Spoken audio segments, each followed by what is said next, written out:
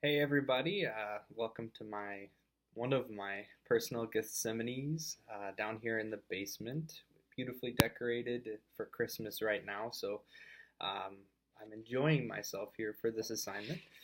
Um, so I want to share my 5 goals with you guys from step 9 of the 10-step plan from chapter 8 of the book we had to read for this week.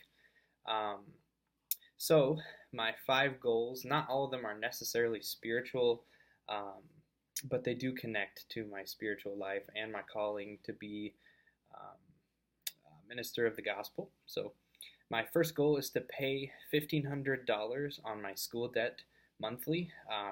And my school debt, as a lot of you I'm sure know, isn't just my own school debt, it's my wife's as well.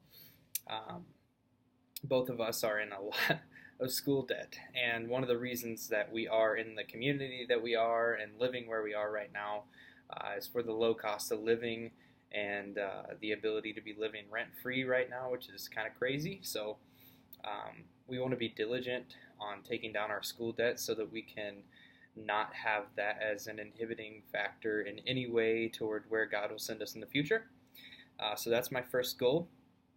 Um, my second goal, right now, since I'm working so diligently on my master's, as all of you are, my job in our family is to be doing that and working as a substitute teacher on the side. I'm open to other, ministry opportunities if they come, but for now, I'm working as a substitute teacher in the local school district, and my goal is to substitute an average of 3 times per week. And again, this does connect spiritually because it will help us to be able to afford my first goal, which is to pay $1,500 per month on our debt, so that we don't have the ball and chain that will hold us back from wherever God calls us and to whatever God calls us next. So my third goal is to work out 3 times a week. I do have a gym membership already at a gym in town here in Spooner, Wisconsin, and I've been off and on with it, but I'd like to be more consistent. As you all know, our bodies are very much connected to our spirituality and our souls. Um, and I find that it's easier for me to be disciplined in those areas when I'm also being disciplined in uh, exercise. So that's my third goal. My fourth goal is to read, and in parentheses I put thoroughly, every book of the Bible with which I am less familiar. And I know less familiar is hard to measure.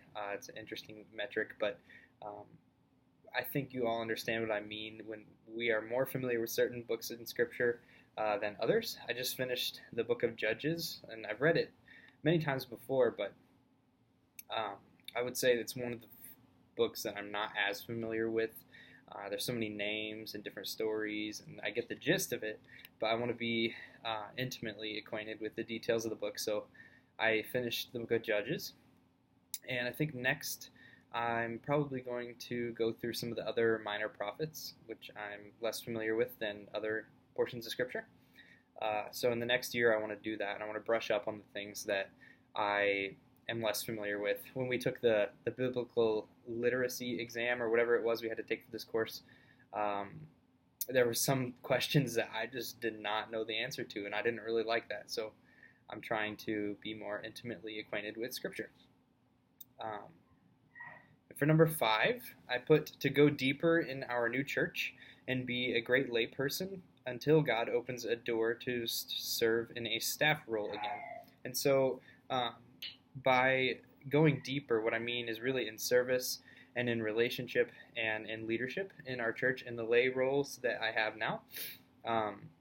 It's difficult to move and transition from a staff role in another church into being a layperson, and so I'm still figuring out how I can serve the church without imposing on the current staff and leadership at the church, if that makes sense.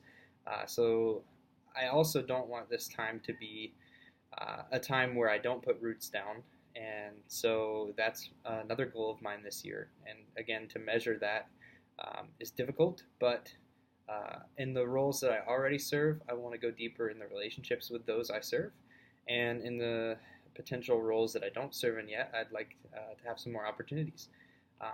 So thank you for listening. Thank you for uh, your prayers. I would appreciate those. And I'm excited to see what the rest of you have posted as well. So God bless.